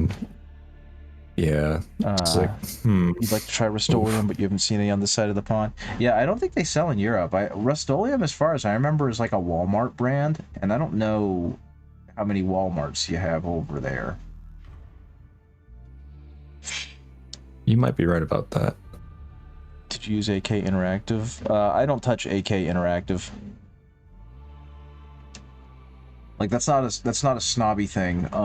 I've heard when I first was getting into the hobby, I heard about some of their marketing tactics that caught a lot of flack, and how their community manager doubled down on it. And that was just like, okay, I don't think I want to be associated with this brand, even though they make really good paints. Though I have heard recently that they've basically washed their hands of the whole thing and have done everything in their power to try and make it better. So kudos to them, but I'm still not going to use AK Interactive. That's kind of how I feel with Green Stuff World, but Yeah. not the same kind of conspiracy. But it was like not giving an artist credit. Yeah, they were stealing people's arts left and right for a little while. It was just like, what the fuck? Yeah, that's super not cool. Like, I don't know if you heard the last one, but like the guy, they didn't give him credit. They didn't even notify the guy that they used one of his busts, and I haven't heard he about this finds one. out about it. Yeah, and then he's like, "Hey, what are you doing?" They're like, "Oh, we'll take it off," and then they just grayscaled it. Awesome. Make it seem like nobody would notice. Noticed it again. I think I did hear about that, but I didn't realize that was the resolution, quote unquote resolution to the situation. That's real shitty. Oh, no, no. And then the guy's like, okay, I'm just gonna get on Twitter and every social media social media platform there is and talk about this, and it became a big deal. And Green Stuff World eventually did reimburse him. Good. And yeah. And see, even Yeah, then, it's it's too just little, like- too late. You know, because they're not doing it because they're not doing it because they're sorry. They're doing it because they got caught. Exactly. It's just like, you assholes. Why would you go through all that trouble anyway? Ugh. Yeah, and I think that's what, like I said, I'm happy AK Interactive has pivoted really hard. I don't know if you know about what I'm talking about there. Back around the time I was starting to get into the hobby, AK Interactive was promoting a magazine that was based entirely on real world atrocities. So they were like using footage from various well-known genocides and the like to promote their paint line.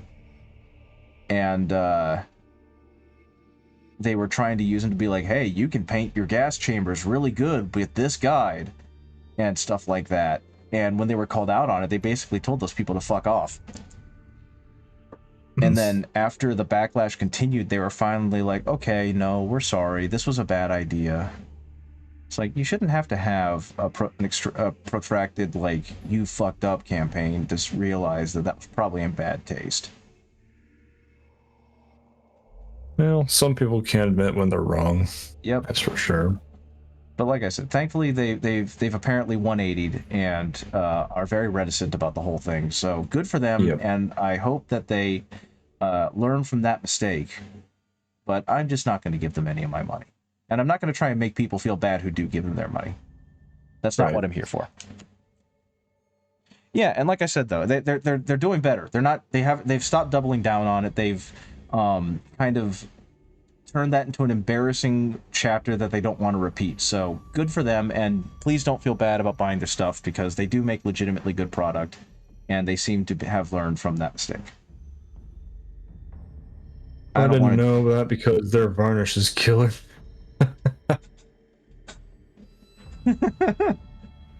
So was their ad campaign. I shouldn't make that joke. I'm sorry. I'm sorry. I'm sorry. Too late, Benry. Too late. Yep. Okay. Well, guys, you don't need to follow me anymore. I've made a mistake. No. It's all good. Yeah, I'm just brother. Just being stupid. But yeah, no, it was again that the hobby community in general went through it seems like they went through a fairly introspective phase about 10 years ago, 5 years ago, as they realized that their hobby was reaching more and more diverse groups of people.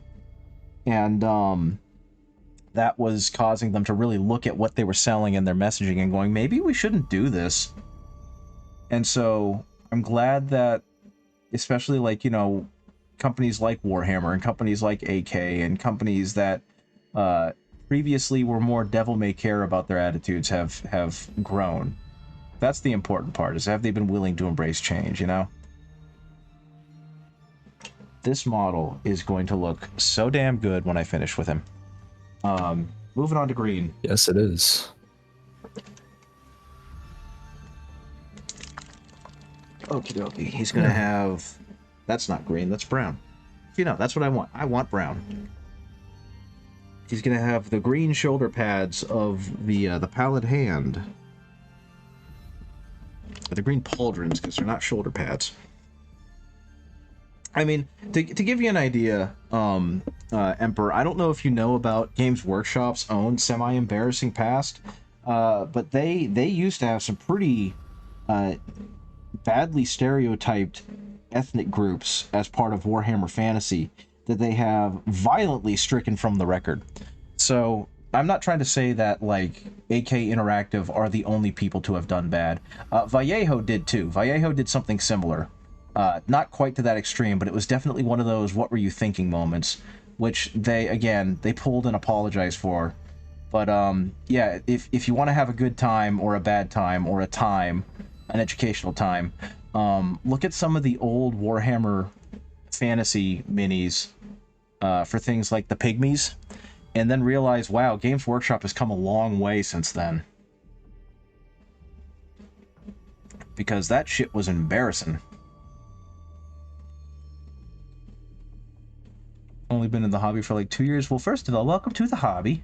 I've only been here for about 5 or 6, and Isador has been here for much. You have been here for longer, haven't you? Or am I losing my mind? I've been here about like 2016, 17, basically when fantasy was being phased out. Gotcha. Yeah, so you've been here longer. You are the grizzled veteran in the room. You and Darkvolt. Oh no, I don't want to be. Which is funny because aren't I older than you? Yes. Okay, Grandpa. This is some Reaper's grandpa shit. Yeah, it's as I like grab my hip because I've laughed too hard. Yep. I'm like Fry from Futurama. Exactly. That's got that. I was just talking about that show today. Still a darn good show. Yes, it is. What was there? There's one episode that gets everyone all up in their feels. Jurassic Bark. That's it. I feel bad saying this, but that didn't do much for me. It was a sad episode, but it wasn't like... I may not have watched it. It was the famous one with the dog that he finds encased in the magma, and he wants to bring it back because they have the capability. But then he's like, nah, he probably lived a full life without me. And then we see that, no, the dog just waited for him outside the pizza parlor after he was frozen, and until basically it died of old age. And like the last shot is it, laying down to rest and then not waking up, and then the credits rolling. Aw. Yeah, it's sad. Don't get me wrong. It's definitely not a ha-ha happy moment. It did the heartfelt the way that only Futurama can do the heartfelt, but didn't do much for me because people treat it like it's one of the saddest things on television.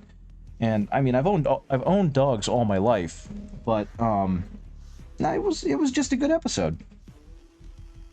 Posted progress of the Emperor's Children model. You'll be doing some basing and touch-ups another day. Let's see what you got going on here. God, Emperor's Children. Oh, look at that Emperor's Children model. I love how you managed to make it look old school. Let me see. Is that one of the older models, or is this one of the newer ones? Another Discord to join, I guess. Yes, join Benry. Kalu Kalay. There's the lad. God, your sense of color is freaking good, man. I love how you managed to get such a vibrant pink, and you did it the right way. The way I did it was kind of lazy, but that looks fantastic. Is that a non-metallic metal? Oh, it's the mini of the month. That's why it kind of has that old school, new school look. Because that looks... Yeah, it looks fantastic. The fact that I had to ask and be like, is it? Awesome job. Okay, I think this is going to be a corroded copper, and the blade itself is going to end up being like a really rusted, pitted silver. And I think Darkvolt, I'm going to take your advice because you were like, which color speaks to you more? I'm going to go ahead and make the satchel on his back leather, like a brown leather that's holding his septic tank. So we're going to go in with a darker brown and then work our way up a little bit. Violet. Yeah, the somewhat random, the modeling of the violet and the blue in there, that really sells it. It looks fantastic.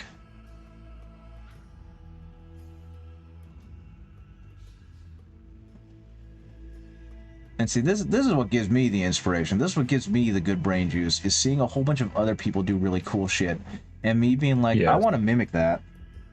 I want to see if I can do it.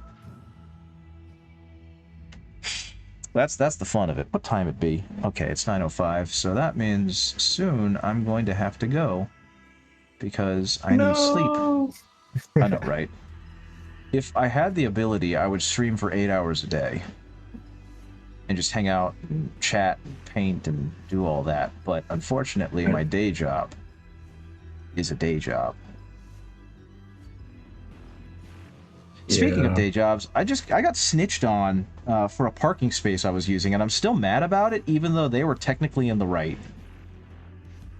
We have this overflow parking next to our game store, and it's basically never full. There's never anyone in there unless they are going to the game store, and apparently they're getting permission to use it from a print shop that's like right next to the parking lot.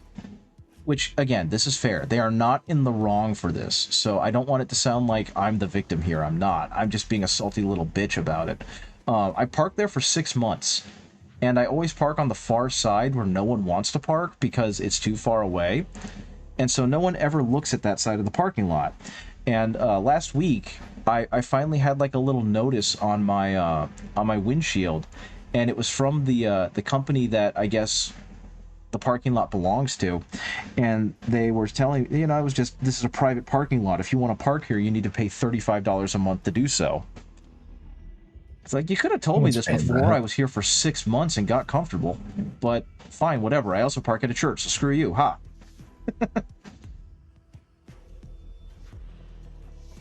But yeah, no, like I said, they were entirely in the right. I shouldn't have been parking there. I was testing my luck, and I finally got called on it. Moral of the story, guys, take your licks when they happen. If you know you're wrong, just accept that you're wrong. I did a neutral gray with a mix of black Legion contrast with a dark purple watch over the grays. To get some non-neutral metallic parts and made it look like I used a metallic, touched up a bit with the same gray, then selected dry brushing of white. And that's what does it. Those nice contrasts of like light and dark in non-metallic metals what really sells it. And I think you nailed it.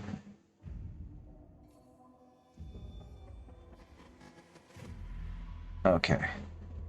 Yeah, that's some good advice you just gave too. Huh. What'd I do? Always said admit when you're wrong. Oh, okay. I don't know Just what I'm doing saying. anymore. Just like if you're in a relationship, you know that very well. Oh yeah, no, that's definitely a thing you should do. I mean, at that point, I don't know. It's something that I've tried to talk with my wife a lot about. Is like, you're in this together, and if you want to stay together, then you're going to be in it together. And so, what's the use of trying to one up them, right? Yes. At the end of the day, you're both running towards the same goal. Why do you got to trip them so that you can be a little ahead of them while running towards the same goal? Mm-hmm. At least that's been kind of how I've thought about it. And it served me pretty well. I'm not perfect with it, but it's nice to keep in mind whenever there is any kind of conflict. Because, like, okay, cool, you proved them wrong. You proved them wrong. Now what? Now they're mad because they've been embarrassed because they've been proven wrong, and they're mad at you because you prioritized proving them wrong over resolving the issue. So Right. What good have you done here? But that's just me. I agree with it. Okay, so I think what's actually going to happen is this bag isn't going to be leather. Though I want it to be leather, but it's going to end up looking too close to the leather strapping that I'm... Actually, no, I know what I'm going to do. I'm going to paint the leather strapping black, so it's going to be black leather. And then the bag's going to be a gross brown leather. That's how I'm going to differentiate them. Yeah, we still have the issue to deal with, and pushing the blame didn't do anything. Yeah, it might have made you feel good for the minute that you did it, but issue's still there. You've solved nothing. But anyway, relationship talk on the Warhammer channel. Well, the mini painting channel, because you're not painting a Warhams, right? Not today. What are you painting? Artisan Guild. I was about to say, how is it 2 hours into the stream, and I have been so unaware that I have not even asked you, what are you painting today? Right. It's like, it looks like a sea dragon, really. One of them, like, yeah, let me go back. Let me go look. Yeah, God, you're doing a good job with that thing. I know you're saying Thank that you. the highlighting is overwhelming, but it's really selling it. Like, it's close enough. You're really selling that highlighting, man. That looks fantastic. Thank you. Okay, there we go. Back to that. Okay, this bag is going to be incredibly frustrating to paint. You know what? Screw it. I'm going to do it a lot sloppier, and then I'm going to go over the parts that are metal with metal. I think... I don't want to call it lazy, because that's not fair to how good non-metallic or metallic metals can be, but I think I'm going to be a little less titchy, and I'm going to do metallic metals on all the spots that are metal. And I'm just going to try and zhuzh up the metallics. Because while I do like non-metallic metals, I don't think they're the best choice for this. Of course they could be. Do like a copper. Or something, and then just do, what do you call it? The blue rust, I forget. Oh my god, I knew what it was until you said it, now I've forgotten too. Verdigris? Sounds right, yeah. It's like the bluish green rust that shows up on copper. Yeah. Yep, verdigris, there's the word. Yeah, that was kind of the plan, because I have a heavily corroded iron look that I really like, but I don't know, I think I'll revisit this tomorrow or another day and see how I'm really feeling. But like, Pilon Miniatures, who I think I've waxed poetic about for my admiration of their painting skill, they're the ones who inspired me to do the high contrast Death Guard. And I really love the look of their corroded metal because it's got like this great orange tint to it, and it just reads so well. You're doing non-metallics, so you don't want to use metallics and switch your water, your brushes. I love it. I love that, like, in the same way that I do it, the laziness is motivating you to be better.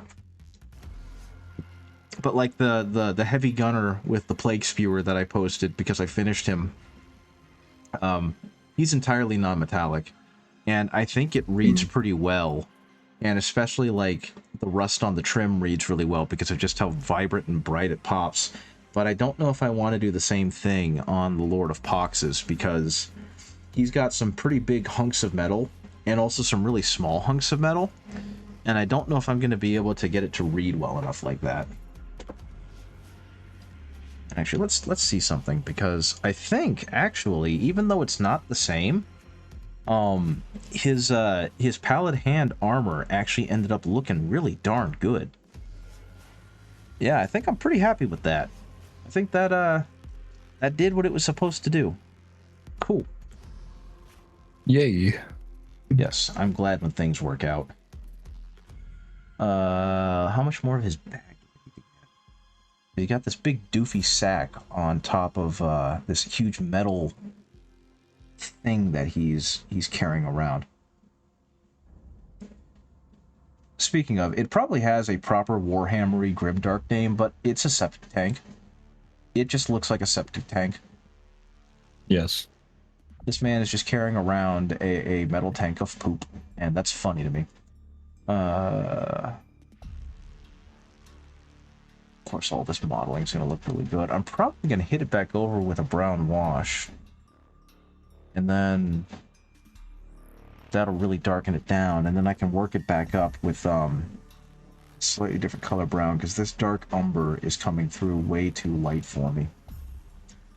But that's okay. A verdigris effect that you experimented with. It's pale turquoise with a light dry brush of brass. Oh, so you went the opposite way with it.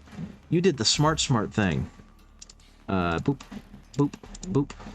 Yeah, that looks fantastic.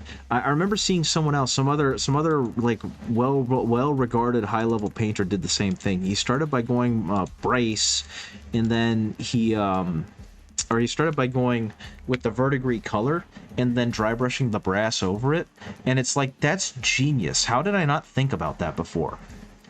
And the answer is because I'm not as smart as Darkful. But yeah, it looks really good. If I hadn't already kind of covered the guy, I probably would have started with that effect and then painted on everything else.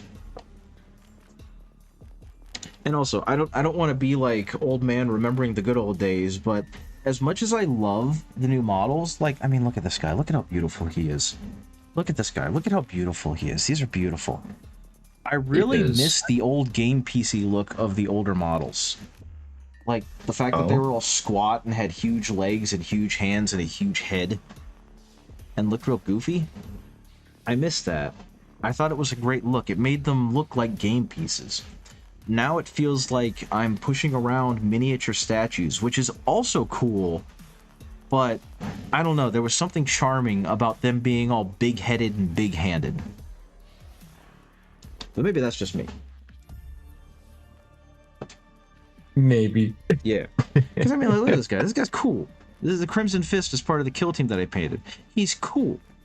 But he also doesn't have giant gorilla hands and a huge head and barrel chest. And I love that old look. Actually, you know, one moment. Let me find it. I got him over here. I'm going to talk about old stuff because it's almost time for me to go. Yeah, go for it. Old stuff. Where's my...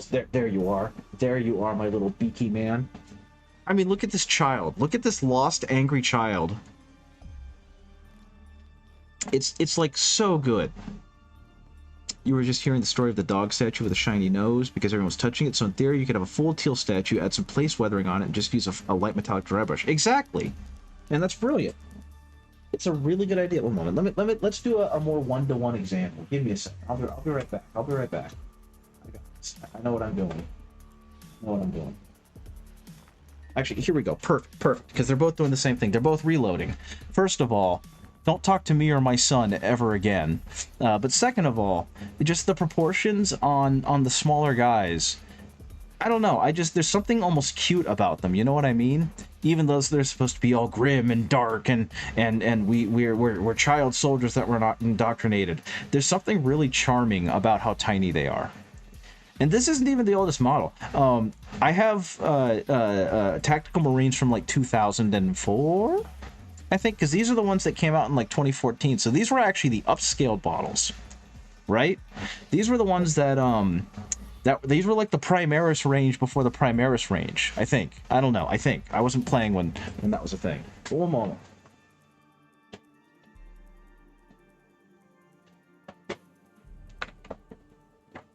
And look at that little baby.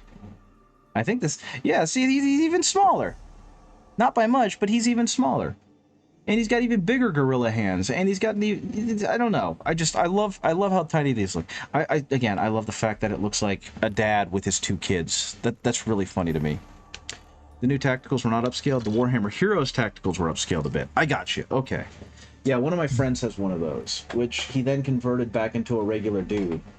No, you converted it into a sergeant, so at the very least it's still special. But it feels like they were scaled just a smidgen, but that could just be my perceptions. Okay. That being said, I think